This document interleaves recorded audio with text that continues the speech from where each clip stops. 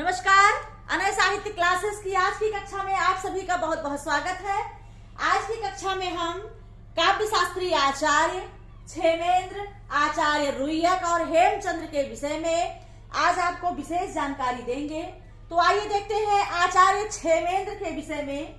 आचार्य क्षेमेंद्र का समय 11वीं सदी है। कितनी है? 11वीं सदी। जन्म स्थान इनका कश्मीर है और इनका ग्रंथ है औचित्य विचार चर्चा, सुमित्र तिलक और कविकुल कंठाभरण। ये 3 ग्रंथ इनके औचित्य विचार चर्चा, सुवृत्त तिलक और कविकुल कंठाभरण, ये क्षेमेंद्र की रचना है। क्षेमेंद्र ने औचित्य संप्रदाय की स्थापना की। किसकी? औचित्य संप्रदाय की स्थापना क्षेमेंद्र ने की है। समय 11वीं सदी, कश्मीर, ग्रंथ औचित्य विचार चर्चा, सुवृत्त तिलक, कविकुल कंठाभरण। औचित्य संप्रदाय के संस्थापक आचार्य क्षेमेंद्र हैं। आचार्य रुय्यक, आचार्य रुय्यक का समय है 12वीं सदी, स्थान है कश्मीर।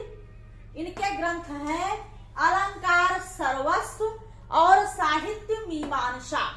साहित्य मीमांसा और अलंकार सर्वस्व ये आचार्य रुय्यक के ग्रंथ हैं।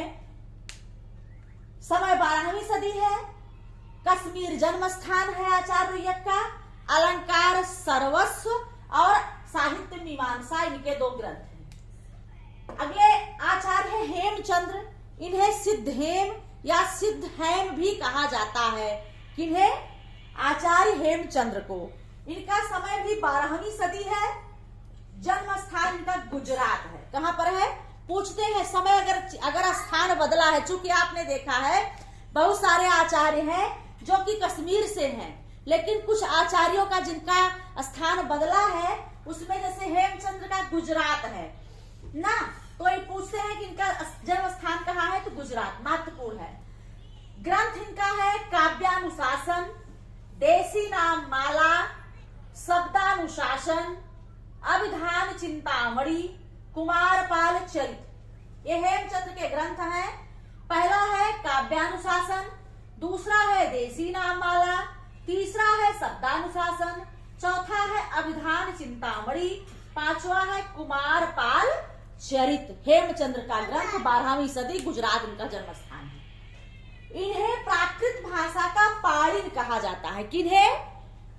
प्राकृत भाषा का पाणिन हेमचंद्र को कहा जाता है। यह भी प्रश्न बनता है, महत्वपूर्ण पॉइंट पूछता है। प्राकृत भाषा के पाणिन किसे कहा जाता है? तो हेमचंद्र को। इनके 2 शिष्य थे, रामचंद्र और गुणचंद्र। किसके शिष्य थे? हेमचंद्र के। और हेमचंद्र गुजरात के राजा कुमारपाल के गुरु थे और इन्हीं पर इन्होंने कुमारपाल चरित की रचना की है। किसने की है? हेमचंद्र। तो हेमचंद्र के 2 शिष्य रामचंद्र, गुणचंद्र और कुमारपाल के ये गुरु थे हेमचंद्र। और इनका जो है प्राकृत भाषा की इन्हें पाणिन कहा जाता है हेमचंद्र को। समय इनका 12वीं सदी है, स्थान है गुजरात।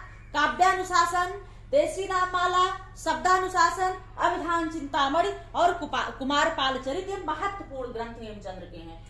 तो ये आपके 3 आचार्य क्षेमेंद्र 11वीं सदी कश्मीर, औचित्य विचार चर्चा और सुवृत्त तिलक, रुय्यक 12वीं सदी कश्मीर, अलंकार सर्वस्व और साहित्य मीमांसा। और अगले हैं आपके हेमचंद्र 12वीं सदी गुजरात, काव्यानुशासन, देसी नाम माला, शब्दानुशासन, अभिधान चिंतामणि, कुमारपाल चरित। और कुमारपाल के एक गुरु थे। इनके 2 शिष्य नाट्यचंद्र, गुणचंद्र थे और प्राकृत भाषा का इन्हें पाणिन कहा जाता है हेमचंद्र को। तो ये 3 आचार्यों का परिचय बहुत ही विस्तृत और सुव्यवस्थित रूप से मैंने बहुत महत्वपूर्ण पॉइंट आपको दिया है।